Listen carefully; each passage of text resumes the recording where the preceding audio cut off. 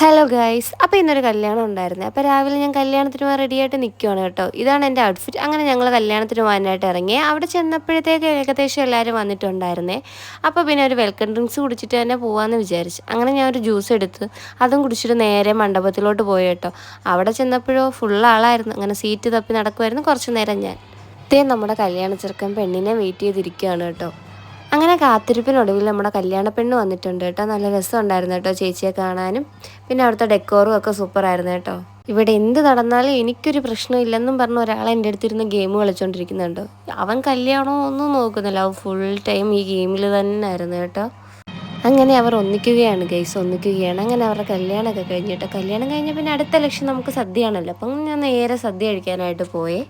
നമുക്ക് ഫസ്റ്റ് പന്തി തന്നെ കഴിക്കണം, അത് നിർബന്ധം കേട്ടോ. അങ്ങനെ ചോറ് വന്നു, പരിപ്പ് വന്നു, അതിൻ്റെ മുകളിൽ നെയ്യ് ഒഴിച്ചു. അതിനുശേഷം നമ്മൾ കഴിച്ചുകൊണ്ടിരുന്നപ്പോൾ സാമ്പാർ വന്നു കേട്ടോ. അങ്ങനെ അതും വാങ്ങി കഴിച്ച് ഞാൻ ഇടയ്ക്ക് അമ്മയുടെ പാവയ്ക്ക ഞാൻ അടിച്ചു മാറ്റി. എനിക്ക് പാവയ്ക്ക ഭയങ്കര ഇഷ്ടമാണല്ലോ, അങ്ങനെ അതും അടിച്ചു മാറ്റി ഞാൻ. അപ്പോഴത്തേനും പിന്നെ ബോളിയും പായസമൊക്കെ വന്നു. അത് കഴിഞ്ഞ് വേറൊരു പായസം വന്നു കേട്ടോ. എൻ്റെ പേരെന്താണെന്ന് എനിക്കറിയില്ല കേട്ടോ. അത് കഴിഞ്ഞ് വന്നപ്പോഴേക്കും നല്ല അടിപൊളി പാട്ടൊക്കെ ഉണ്ടായിരുന്നു കേട്ടോ.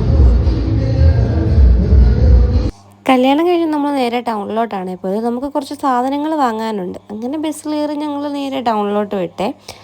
അവിടെ ചെന്ന് ഷോപ്പിൽ കയറുന്നതിന് മുമ്പേ നമ്മൾ കുറച്ച് ലിസ്റ്റ് ഇട്ട് വെച്ചിട്ടുണ്ടായിരുന്നു എന്തൊക്കെ സാധനങ്ങൾ വാങ്ങണം. പക്ഷേ കടയിൽ കയറിയാൽ അറിയാം. അങ്ങനെ ബില്ല് ചെയ്യാൻ ഞാൻ കുറേ നേരം പോസ്റ്റായി കേട്ടോ. നല്ല തിരക്കുണ്ടായിരുന്നേ. പിന്നെ ആ ബില്ല് കണ്ടപ്പോഴും എനിക്ക് സന്തോഷമായി, സമാധാനമായി. അത്രയ്ക്കുള്ള ബില്ലുണ്ടായിരുന്നത്.